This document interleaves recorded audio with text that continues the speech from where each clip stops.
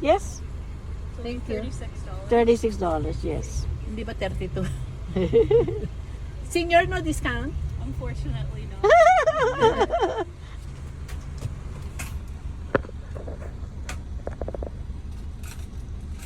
Think of it. Look at it. I just don't know what the words are. In blue. I don't think you can see it. Glasses. Thank you, Brother Alex. So we are the Black Horse Street Crusade of Toronto. And we thank our Diocese of Toronto for giving us the privilege to sponsor the 46th pilgrimage. We are very honored to sponsor this pilgrimage for the second time since August 2008. About 70. Hindi, meron pang... Silanganan, halag ng puso.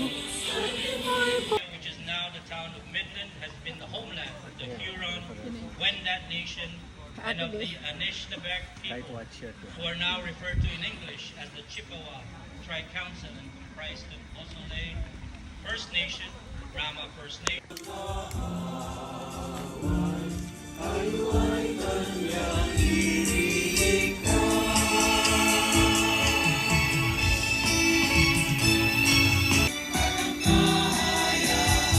At patawad sa Diyos, mga biyaya at upang sa ganon ay ibigay sa atin anumang mga panalangin na meron kayo ngayong araw. Sa ngalan ng Ama, ng Anak at ng Espiritu Santo. Amen. Ang pagpapala ng ating Panginoong Jesucristo, ang pag-ibig ng Diyos Ama, at ang pagkipagkaisa ng Espiritu Santo nawa ay sumenyong lahat.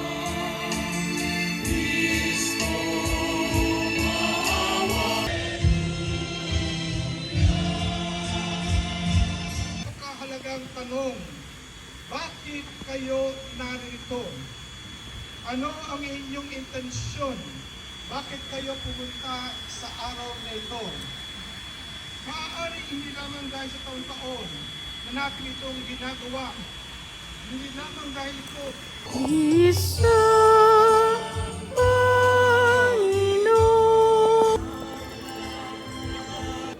sa araw na ito, mga kapatid, buong kumukumbaba kami nagpapasalamat sa Black Rosary Crusade Toronto ng buong katapatan, ang pamahal at sakripisyo, naglingkod sa pangalaga sa gawa ng banal na gawain ito. Panginoon, katipalaan mo ang kanilang mga kabutihan loob, ang kanilang mga oras na paglilingkod, ang kanilang pagtitiyaga at ang kanilang pagmamahal sa simbahan.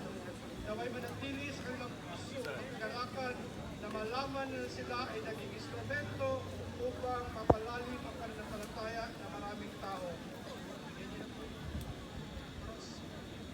Puro sacrifice ang gagawin niyo sa loob ng isang taon. Panginoong Diyos, ngayon ay buong pananampalataya namin pinagkakatiwala sa Black Nazarene Group. Anong Nazarene?